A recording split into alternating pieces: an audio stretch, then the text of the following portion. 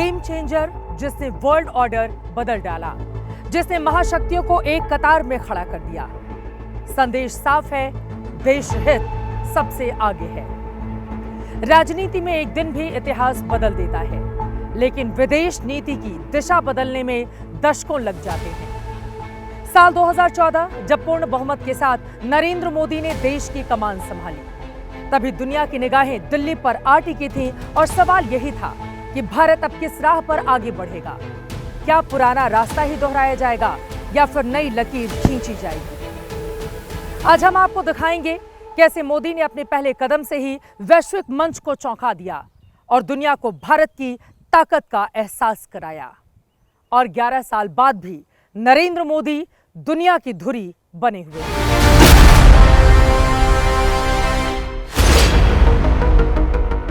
दुनिया के दो दिग्गज, रूस के राष्ट्रपति पुतिन और चीन के राष्ट्रपति जिनपिंग के साथ नरेंद्र मोदी की मुलाकात वर्ल्ड ऑर्डर की तब्दीली का इशारा कर रहे हैं। ये कोई आम भेंट नहीं, बल्कि वैश्विक कूटनीति के मायने बदलने वाली ऐतिहासिक घटना थी। ये उस दौर की तस्वीर है जब अमेरिका और भारत के बीच टैरिफ वॉर चरम पर था।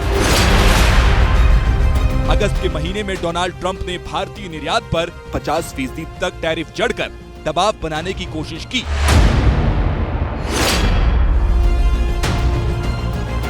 लेकिन भारत दबाव में नहीं आया और महीना बीतते बीतते ये दमदार गठजोड़ दिखा। संदेश साफ था, भारत अपने हितों पर कभी समझौता नहीं करेगा।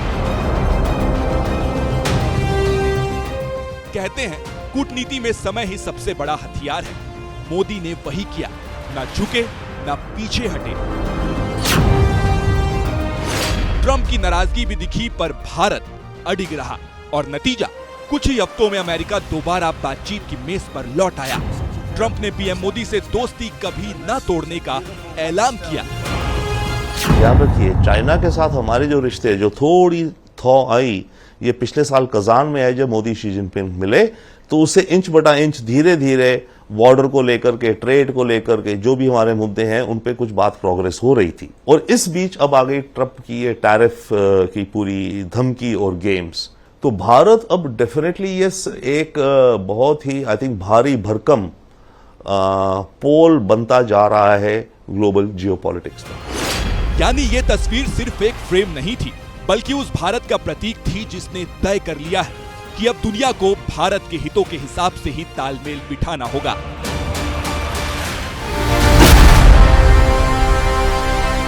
मोदी सरकार की 11 साल की डिप्लोमेसी का यह असर है।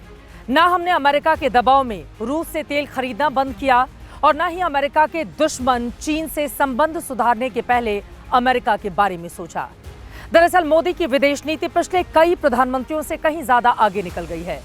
राजनीतिक, ऐतिहासिक संबंधों और नए समीकरणों की जोड़ से बनी एक ऐसी नीति जहां भारत की भूमिका बड़ी हो गई है।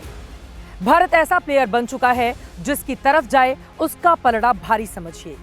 यानी प्रधानमंत्री मोदी ने भारत को वैश्विक मंच पर एक ऐसी ताकत बना दिया है कि अब दुनिया के नियम और फैसलों में भारत की अहम और बड़ी भूमिका हो चुकी है।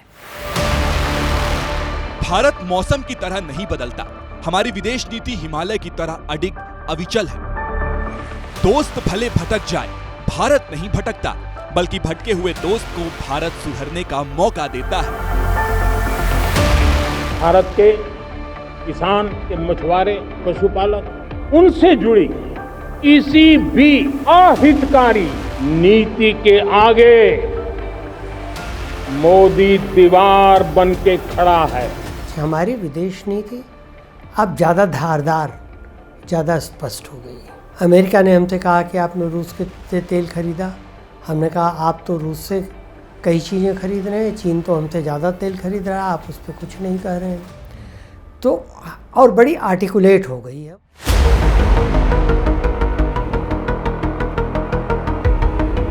एक दशक में दमदार हुई मोदी की विदेश नीति की पूरी पिक्चर आपको दिखाएंगे।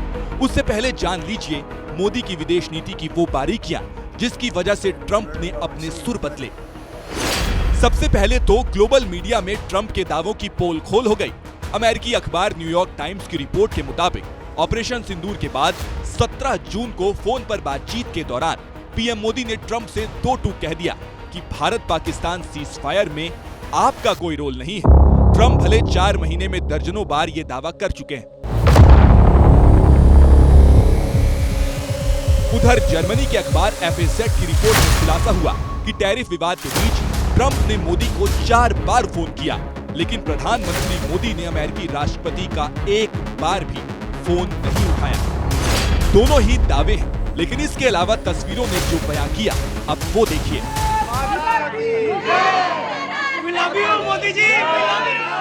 चीन जापान की यात्रा पर गए पीएम मोदी पहले जापान पहुंचे।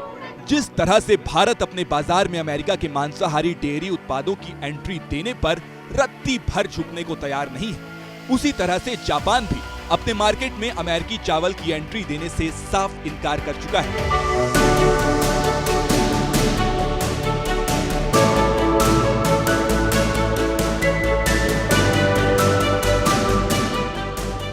पीएम मोदी जापान के बाद चीन गए, वहां SCO समिट में हिस्सा लिया। इस दौरान पुतिन और जिनपिंग के साथ उनका वीडियो पूरी दुनिया में वायरल हुआ, लेकिन मोदी चीन की विक्ट्री डे परेड में शामिल नहीं हुए। चीन की विक्ट्री डे परेड सीधे सीधे जापान के खिलाफ प्रतीक मानी जाती है, क्योंकि ये द्वितीय विश्व युद्ध में जापान पर जीत का जश्न है।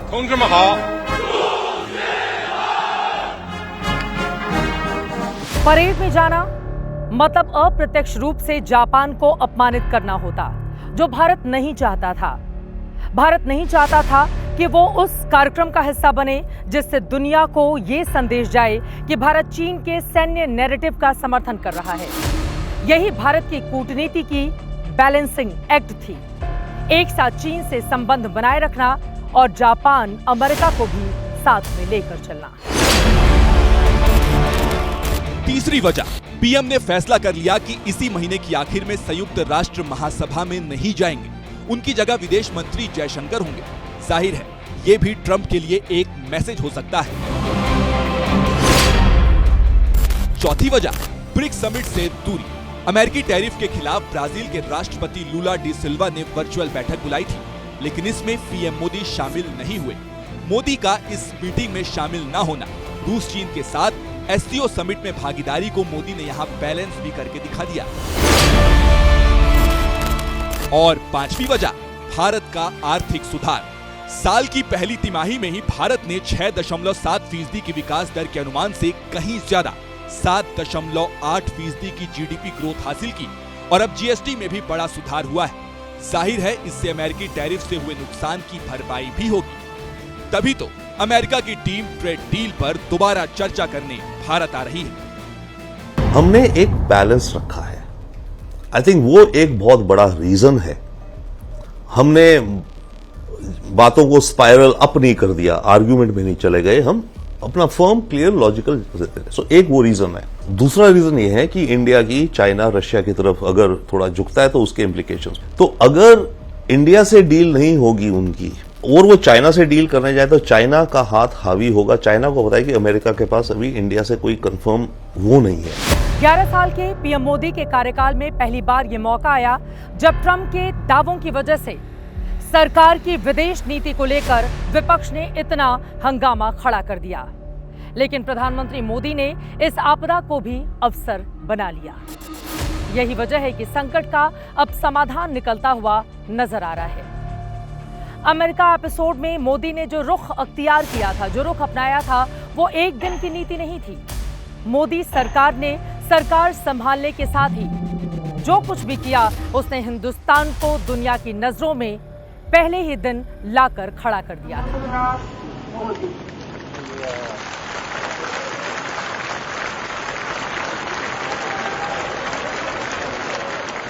जनादेश के बाद गेंद मोदी के पाले में थी और उन्होंने अपने पहले ही फैसले से संकेत दे दिया कि बदलाव आने वाला है।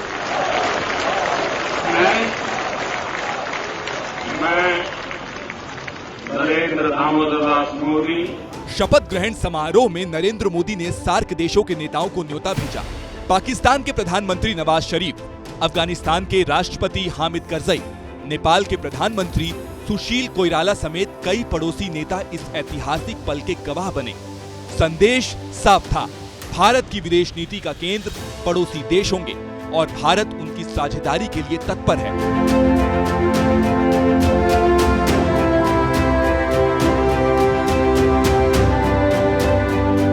इसके बाद मोदी ने नेबरहुड फर्स्ट और एक्ट ईस्ट की नीति पर जोर दिया।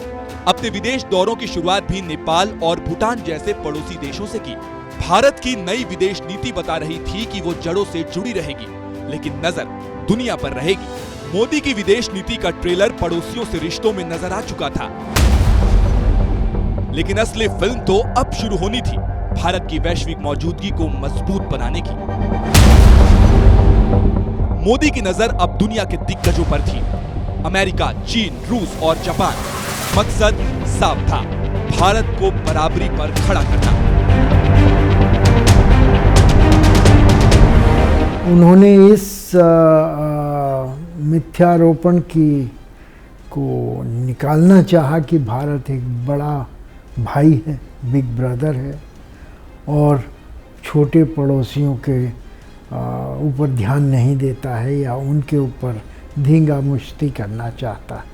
तो ये सब के लिए और मदद करने के लिए, चाहे वो श्रीलंका हो, चाहे वो बांग्लादेश हो, भूटान हो, नेपाल हो या मालदीव हो, उन्होंने भरसक प्रयास किए। 2014 में आई तस्वीरें पूरी दुनिया में चर्चा का विषय बनी।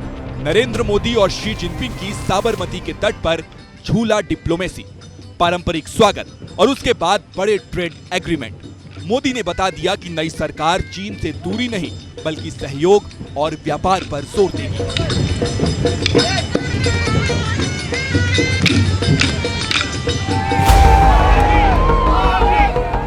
लेकिन मोदी संतुलन साधना जानते थे। चीन को साधने के तुरंत बाद वो अमेरिका गए, व्हाइट हाउस में बराक ओबामा से मुलाकात की और उसके बाद इतिहास बना। भारत की गणतंत्र दिवस पर पहली बार कोई अमेरिकी राष्ट्रपति मुख्य अतिथि बना।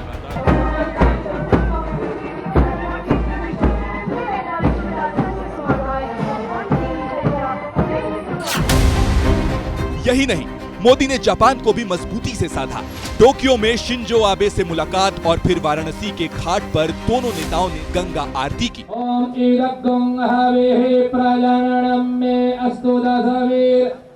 ये तस्वीरें बता रही थी कि भारत अब विचार, संस्कृति, व्यापार और तकनीक के जरिए दुनिया को जोड़ने निकला है। गोविंद बोलो हरि गोपाल बोलो। और इस कूटनीतिक आक्रामकता के केंद्र में थे नरेंद्र मोदी। राधा रमण हरि गोविंद बोलो। दूरदर्शी कदम ही नहीं, दूरदर्शी आई थिंक विचार और नजर भी, राइट।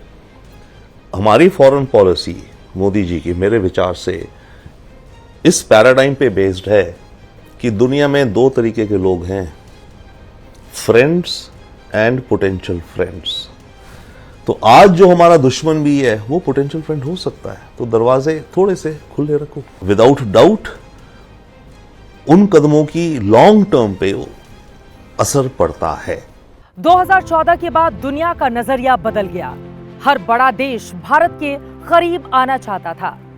वजह भी साफ थी, पूर्ण बहुमत की सरकार, मोदी का आत्मविश्वास, भारत की युवा ऊर्जा और दुनिया का सबसे बड़ा उभरता हुआ बाजार।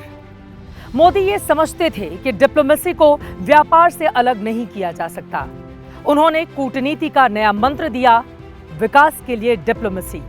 जहां भी गए, ट्रेड उनकी डिप्लोमेसी का एजेंडा रहा। रूस से सस्ता तेल खरीदना, ऑस्ट्रेलिया, यूएई जैसे देशों में भारतीय निर्यात बढ़ाना, भारत में विदेशी निवेश आकर्षित करना, ये सब मोदी की विदेश नीति के हिस्से बन गए। और नतीजा, भारत आज चीन के बाद दुनिया का सबसे बड़ा मोबाइल मैन्युफैक्चरिंग वाला देश है। 2014 में भारत में बिकने वाले केवल 26% मोबाइल भारत में बनते थे, लेकिन आज 99.2% मोबाइल फोन भारत में ही बने होते हैं। आज देश में 35 करोड़ मोबाइल सालाना बन रहे हैं।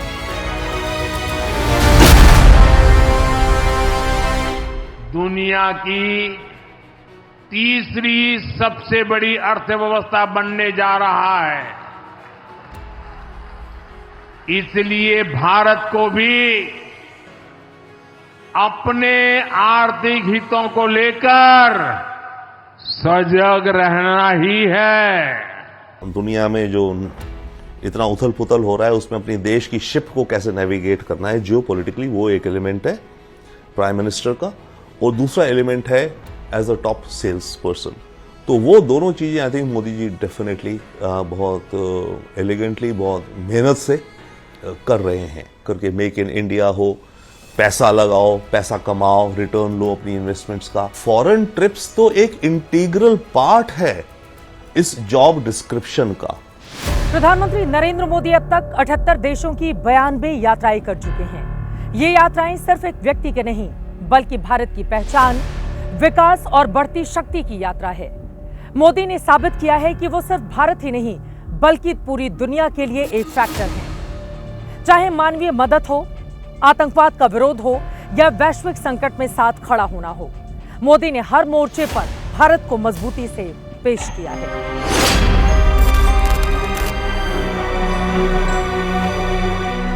2015 में नेपाल का विनाशकारी भूकंप,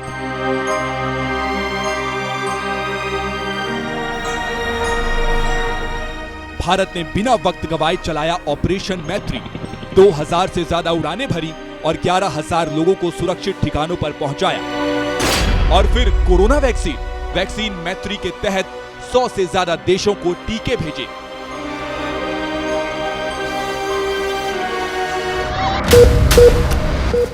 – 2023 में तुर्की का भूकंप, भारत ने ऑपरेशन दोस्त लॉन्च किया। दुनिया ने देखा कि भारत सिर्फ पड़ोसी नहीं, बल्कि दूर देशों के लिए भी उम्मीद का साथी है। अफगानिस्तान में भूकंप, भारत ने तंबू, दवाइयां, भोजन और राहत सामग्री भेजी। बांग्लादेश में राजनीतिक संकट, जब शेख हसीना को कहीं शरण लेनी थी तो उन्होंने भारत को चुना। यानी मोदी के दौर का भारत संवेदनशील भी है, जवाबदेह भी है और दुनिया का भरोसेमंद साथी भी। एक तरफ भरोसा है तो दूसरी तरफ शक्ति का संतुलन। उरी के बाद सर्जिकल स्ट्राइक, पुलवामा के बाद एयर स्ट्राइक, G20 से लेकर संयुक्त राष्ट्र तक मोदी का संदेश, आतंकवाद मानवता का दुश्मन है। भारत पहली बार आतंकवाद पर वैश्विक एजेंडा सेंटर बना। डिप्लोमेसी में सॉफ्ट पावर और हार्ड पावर दोनों का इस्तेमाल एक नायब तरीके से होता है, संतुलित तरीके से होता है। जब हमें पहलगाम पर बदला लेना हो या पहले के कांडों पर बदला लेना हो, इन सब से हार्ड पावर का पता लगता है।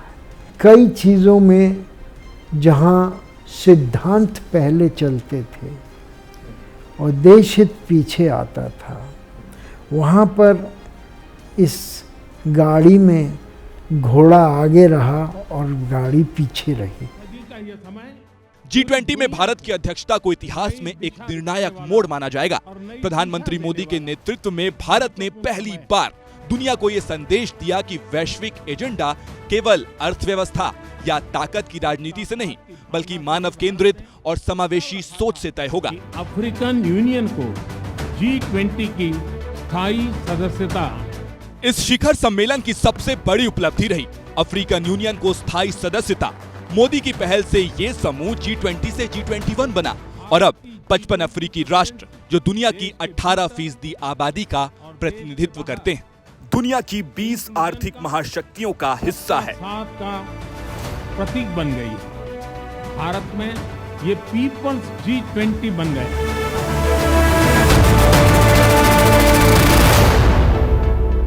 भारत को जो सक्सेस मिला G20 में, एक prime minister Modi and of course our leadership, ये था कि G20 में कंसेंसस स्टेटमेंट आई रशिया यूक्रेन वॉर के होते हुए। अगर आपको याद हो, उससे पहले जो G20 हुआ था इंडोनेशिया में, वहां पे स्टेटमेंट नहीं आ पाई थी। ये कदम न केवल अफ्रीका के लिए ऐतिहासिक था, बल्कि ग्लोबल साउथ की आवाज को पहले से कहीं ज्यादा ताकतवर बना गया। सिर्फ अमेरिका, चीन या रूस ही नहीं बल्कि अफ्रीका से लेकर लैटिन अमेरिका और एशिया तक। मोदी आज उस नेता के तौर पर देखे और समझे जाते हैं जिसने ये दिखाया कि भारत वैश्विक स्तर पर वैश्विक दक्षिण दोनों के बीच में कैसे सेतु बन सकता है। रूस, मिस्र, फ्रांस, दुनिया के 27 देशों ने नरेंद्र मोदी को सर्वोच्च सम्मान दिया है और यह सिलसिला अभी भी जारी है। आखिर ऐसा क्यों? उसकी एक और वजह है। मोदी की रणनीति देखिए। दो देश जो आपस में दुश्मन हैं, लेकिन दोनों भारत के दोस्त, रूस और यूक्रेन, इजराइल और फिलिस्तीन, अमेरिका और चीन। भारत सबके साथ खड़ा है। मोदी सरकार का स्टैंड साफ है। भारत तटस्थ नहीं, शांति का पक्षधर रहा है।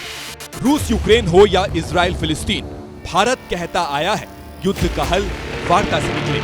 भारत बुद्ध की विरासत वाली धरती है और जब बुद्ध की बात आती है तो जो युद्ध नहीं, शांति पर विश्वास करती है। मोदी दुनिया के इकलौते नेता है जो एक साथ रूस और यूक्रेन दोनों ही देशों में पहुंचे और वो भी युद्ध के बीच में। यही मोदी की कूटनीति है, संतुलन और संवाद की। इजराइल से हमारा बायलैटरल है, सिमिलरली हमारे पैलेस्टाइन से बायलैटरल रिलेशंस है, राइट। हर देश के साथ रिश्ता अपना बायलैटरल रखते हैं कि भी हमारा रशिया से रिश्ता बायलैटरल है, उसमें हम किसी तीसरी कंट्री पावर को इंटरफेयर और ज्यादा चतुर एडवाइस देने की हम परमिशन नहीं देते।